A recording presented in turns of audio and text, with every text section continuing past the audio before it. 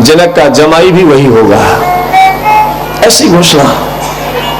देश देशांतर के राजा लोग बैठ करके, दूर दूर के राजा लोग आए, और इस धनुष यज्ञ में रावण भी आया, बाणासुर भी आया। रावण ने आकर के बड़ा क्रोध किया और राजा जनक से कहने लगे, क्यों जी आपने हमको निमंत्रण ही नहीं दिया। जनक जी महाराज ने सोचा कि ये तो रावण है, अहंकार है, और अहंकार यहाँ यदि आ गया है तो गड़बड़ कर सकता है। तो जनक जी महाराज ने कहा, मैं तो ये काम मंत्री को सौंप दिया था, मंत्री से बोला था कि सबको निमंत्रण दे देना। रावण ने कहा, मंत्री को बुलाओ। मंत्री सामने आए तो रावण ने कहा, तुमको मेरा नाम मालूम नहीं, मेरे लिए पत्रिका नहीं भेजी गई। मंत्री बड़ा बुद्धिमान, मंत्री ने कहा, मेरा काम था पत्रिका लिख करके सिपाही को दे देना, सिपाही जाने। रावण ने कहा, सिपाही को बुलाओ। सिपाही सामने आया, वो बुद्धिमान, वो चतुर था। तुमको पत्रिका मिली? बोले मिली। आप गए? बोले गए। बोले फिर पत्रिका लंका में क्यों नहीं पहुंचाई? बोले महाराज मैं क्या करता, मैं यहां से गया और जब लंका के पास में गया तो बीच में समुद्र पड़ गया, और समुद्र पड़ा तो वहां आपकी बड़ी प्रशंसा लोग कर रहे थे कि रावण महाराज ऐसे हैं, रावण महाराज ऐसे हैं, उनको इंद्रादिक देवता डरते हैं, वहां तो 10 दिक्पाल पानी भरते हैं, आपकी महिमा का गान हो रहा था। तो मैंने सोचा जब देवता लोग आपकी महिमा का गान करते हैं तो समुद्र तो आपके बगल में रहता है, तो मैं समुद्र में ही डाल के चलाया, उससे कह दिया कि पत्र पहुंचा देना। रावण ने कहा, लगता है तुम ज्यादा बुद्धिमान हो। ठीक है, कोई बात नहीं, कोई दिक्कत की बात नहीं है। जनक राज को बुला करके रावण ने कहा, अपनी पुत्री को लेकर के आओ, उससे कहो कि मेरे गले में वरमाला डाल दे, और धनुष तो मैं अभी तोड़े दे रहा हूं। रावण धनुष की तरफ बढ़ा। पार्वती मैया ने कहा कि मेरी बेटी के लिए मैंने उसको आशीर्वाद दिया है, तुझे ऐसा पति मिलेगा जो तेरे मन में बसा हुआ है, सहज सुंदर सांवरो। 300 रुद्रगणों को धनुष के ऊपर बिठा दिया। धनुष को इतना भारी कर दो कि रावण हिला भी ना पाए। अब रावण तो बहुत बड़ा बलशाली, जो कैलाश को उठा ले, धनुष को उठाया, लेकिन 300 रुद्रगण उसमें बैठे हुए। जैसे ही धनुष को उठाया तो उसको ऐसा लगा जैसे मैंने किसी चट्टान को उखाड़ा हो, और जैसे ही धनुष को उठाया तो पीछे पटक करके गिरा तो धनुष के छाती पर गिरा, मुख से खून निकलने लगा। 20 भुजाएं थी तो 19 हाथों से उठाया, एक हाथ पीछे कमर में रख लिया। 20,000 सैनिकों को कहा महाराज ने, ये धनुष उठा करके फिर जहां का तहां रखो। रावण ने कहा, मेरी यहां बेइज्जती हो गई, इसलिए अब इस सभा में मैं नहीं रुकूंगा, जा रहा हूं। कई महात्मा लोग कथा कहते हैं कि रावण ने भगवान श्री राम का हाथ भी देखा। राम जी का हाथ देख करके राम से कहा, राम मैं तुमको निमंत्रण देने के लिए यहां पर आया हूं, तुम लंका में आना और मैं सीता को लेकर के जाऊंगा, और हरण जो है बहाना बनेगा, तुम मेरा उद्धार करना, इसलिए मैं तुमको यह निमंत्रण देने आया हूं। रावण बाण छुआ नहीं चापा, हारे सकल भूप करी दापा। कुछ जो दुष्ट राजा थे वो बैठ करके सोचने लगे, जब रावण की ये दुर्दशा हुई तो हमारी क्या होगी। रावण के मुख से खून निकल आया तो हम तो बेकारी हैं। तो कुछ लोग कहने लगे, भैया हम तो विवाह करने नहीं आए, हम तो सीता को ब्याहने के लिए नहीं आए। बोले फिर किस लिए आए थे? यहाँ पर दर्शन करने के लिए आए थे। बोले दर्शन करने के लिए आए थे, सीता तो हमारी बेटी जैसी है, सीता हमारी पुत्री, हम ब्याह करने नहीं आए।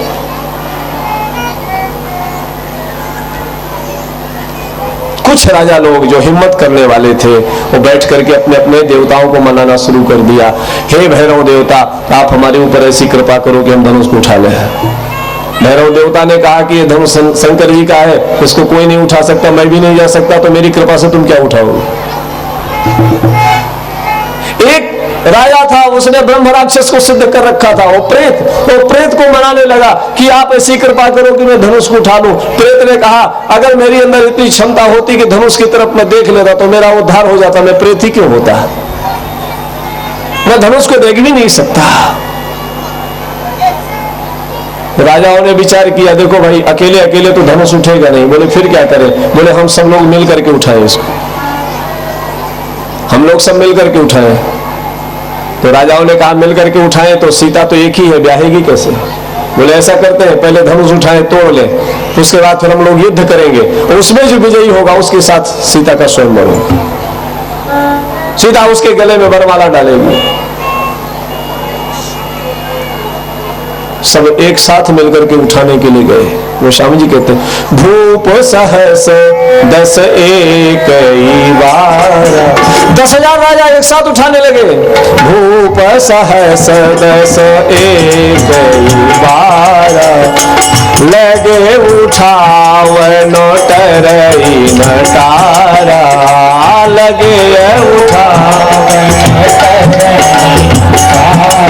धनुष ने हिलने का नाम नहीं लिया, धनुष नहीं हिला। पृथ्वी मैया ने कहा मेरी बेटी के लिए जब सुंदर योग बर आएगा इस धनुष को मैं तभी छोड़ूंगी। पृथ्वी ने धनुष को नीचे से पकड़ लिया, ये धनुष तो तभी उठेगा जब मैं उठ जाऊंगी, वो मेरी बेटी की योग बर आ जाएगा तो धनुष को छोड़ दूंगी और धनुष हल्का हो जाएगा, उठा लिया जाएगा। श्री किशोरी जी ने धनुष देवता की प्रार्थना किया कि जब राम जी आए तब आप हल्के हो जाना, साधारण हो जाना।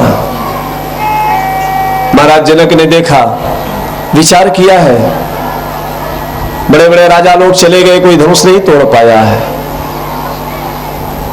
मन में संताप हुआ है। महात्मा के सामने आप अपना संताप कहेंगे तो आपके संताप का समापन होगा। विश्वामित्र जी के सामने अपना संताप कहा है तो विश्वामित्र जी महाराज ने कहा जनक वैसे तू योगी है और योगी की पूर्ति परमात्मा की प्राप्ति पर होती है और वो तुझे प्राप्त हो चुका है, तेरा योग पूर्ण हो चुका है। हाँ, जनकराज ने कुछ ऐसी बातें कह दी कि इस संसार में वीर ही नहीं बचे, सारी पृथ्वी वीरों से खाली हो गई है। लक्ष्मण जी महाराज को गुस्सा आ गया। लक्ष्मण जी महाराज ने कहा जनक जी रघुवंशी राम जी के रहते तुमने इस प्रकार कैसे कह डाला, आपकी क्या हिम्मत पड़ गई? अभी यदि मैं चाहूं तो धनुष को मूली की तरह तोड़ करके फेंक दूं, इस सारी पृथ्वी को उठा लूं। तोड़ो छत्र दंड जीवतो प्रताप बलनाथ, जो न करो प्रभुपद शब्द कहीं न धरो धनु हाथ। और ये साधारण धनुष किस बात का है? लक्ष्मण जी महाराज इतने जोर से बोले तो पृथ्वी हिल गई। लखन सकोप बचन जे बोले, गोस्वामी जी कहते हैं डगमगाए में दिग्गज डोले। तो जो राजा लोग बैठे थे और सीता जी के साथ विवाह करना चाहते थे वो लक्ष्मण जी को देख के डर गए। बोले सुनो, जब ये छोटे वाले में इतनी ताकत है तो बड़ा वाला जब उठेगा तब क्या करेगा? इसलिए चुप बैठे रहो, कुछ बोलो मत। तो छोटे वाले में इतनी हिम्मत की पृथ्वी को हिला दिया तो जब बड़ा वाला उठेगा तब तो हम लोग चले ही जाएंगे।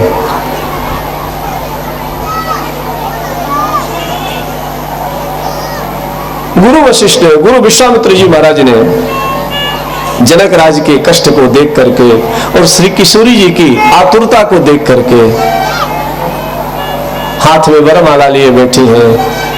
जनक राज ने कहा मेरी बेटी तो कुंवारी ही रह जाएगी, कोई वीर नहीं आया जो धनुष तोड़ दे। गोस्वामी जी कहते हैं विश्वामित्र जी महाराज ने भगवान श्री राम को आदेश किया है, लक्ष्मण को संकेत करके भगवान श्री राम ने शांत किया। विश्वामित्र जी महाराज ने आदेश किया राम मेरा आदेश है, तुम उठो और धनुष का भंजन करो।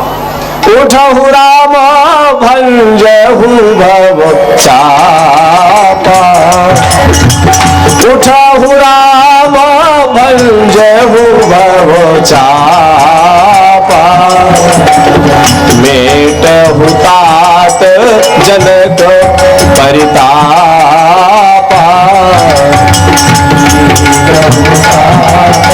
जनक उठहु राम भंजहु भव चापा, मेटहु तात जनक परितापा।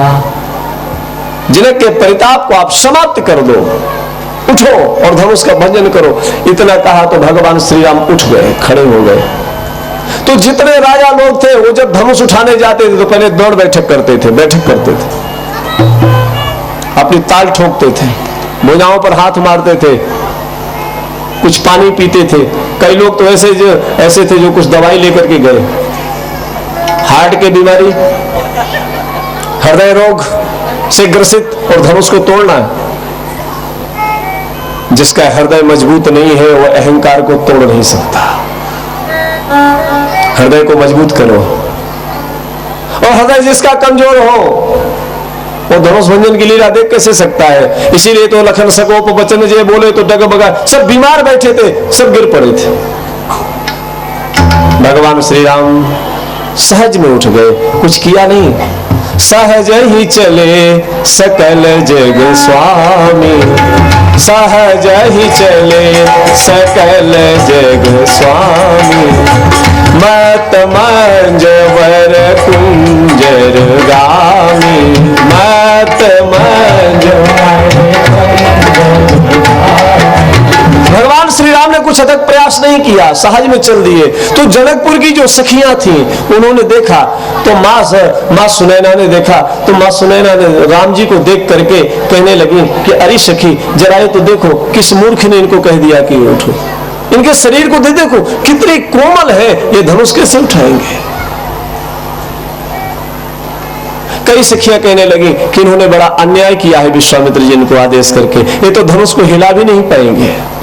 एक सखी ने कहा, हाँ जी मैंने भी देखा था कि जब पुष्प उतार रहे थे उस समय इनको पसीना आ रहा था, तो जब इनको फूल तोड़ने में पसीना आ रहा था तो धनुष कैसे ही उठेगा इनसे। एक सखी जो बड़ी चतुर थी उसने कहा, तुमको मालूम है क्या? बोले हाथी कभी देखा है? बोले देखा है। उसमें बैठा महावत देखा है? बोले देखा है। बोले उसके पास जो अस्त्र होता है वो कितना बड़ा होता है? बोले छोटा सा होता है। बोले हाथी कितना बड़ा होता है? बोले बहुत बड़ा होता है। बोले हाथी को अंकुश बस में करके रखता है ना, महामत गजराज कह बस कर अंकुश खर। तेज थोड़ा होता है, सूर्य छोटा होता है, लेकिन पूरे विश्व को प्रकाशित करता है। इनको छोटा मत गिनो, इनके अंदर तो हजारों हाथियों की ताकत समाई हुई है। सखियों ने प्रार्थना किया,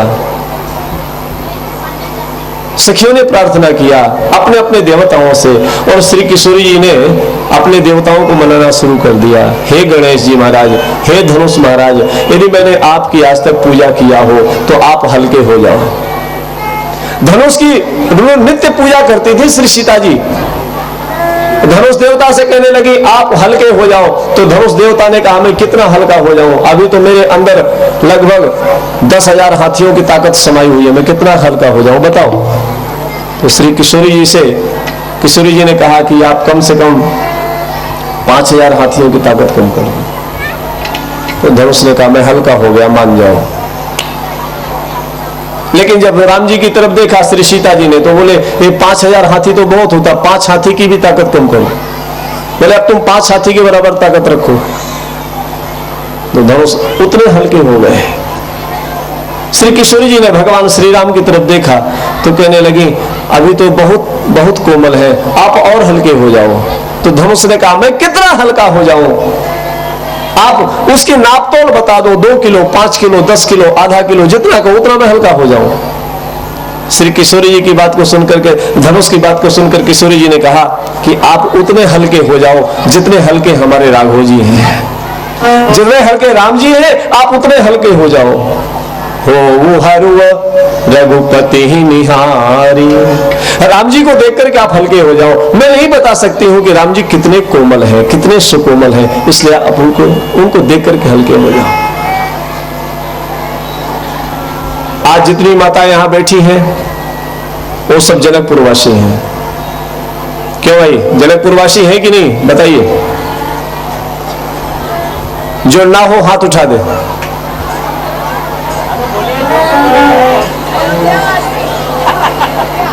ये या इधर बैठे हैं तो बोलते हैं हम अयोध्यावासी हैं।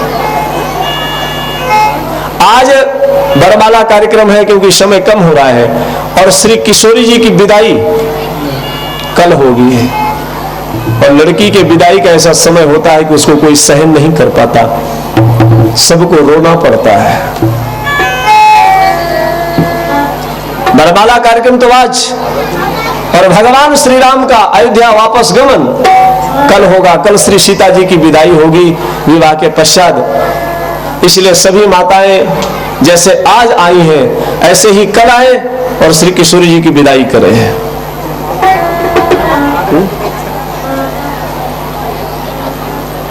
और जो किशोरी जी के पिता बने हैं जनक जी महाराज, वो दहेज में भी सामान जाना चाहिए।